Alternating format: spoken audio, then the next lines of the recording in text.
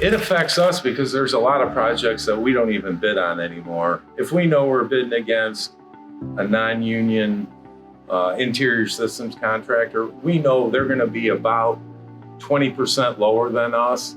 Their costs are generally about 40% lower, but their bids only come out about 20% lower. What they're doing is they're putting that money in their pocket. They're not paying their taxes, they're 1099ing their employees, where their employee is responsible for it. And they play this game where, oh, well, he's not an employee, he's an independent contractor.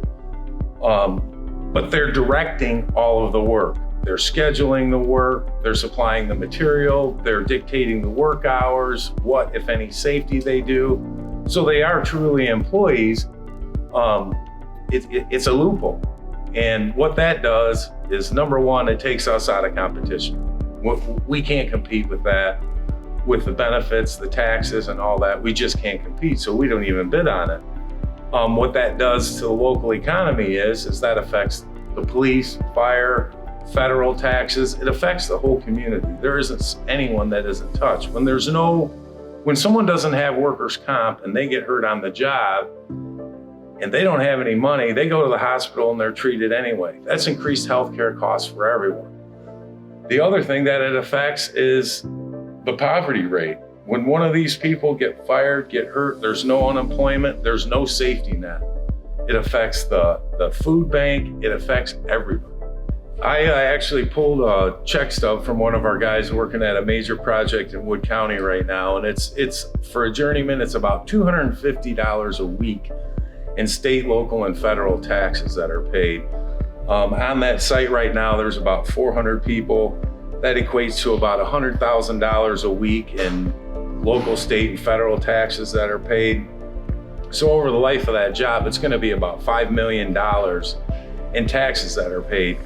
If that job was done by non-union, independent 1099 contractors, that $5 million is gone. That affects the police, the fire, the roads, everything. Everything is affected by that. So that's just a huge number. It actually surprised me how much tax revenue is generated just off that one project. Outside of that $250 in taxes that I feel like they're cheating on, you've got the benefits. You've got the healthcare benefits, you've got unemployment insurance, you've got workers' comp, you've got retirement benefits. So basically, our burden for an employee, what they make hourly, say their base rate is $30 an hour of their take home. Our actual burden is about $54 an hour. So that other $24 an hour goes towards all those benefits, the retirement, the apprenticeship programs, all those other things that the employee may not see, that all need to be funded so that when someone, after their 30 years, that they can have a decent retirement. They get sick, their family gets sick, they've got health insurance. And that's the other thing that is kind of hidden in this. If you don't have insurance and you don't have workers' comp, and you or your kid gets sick, who pays for that?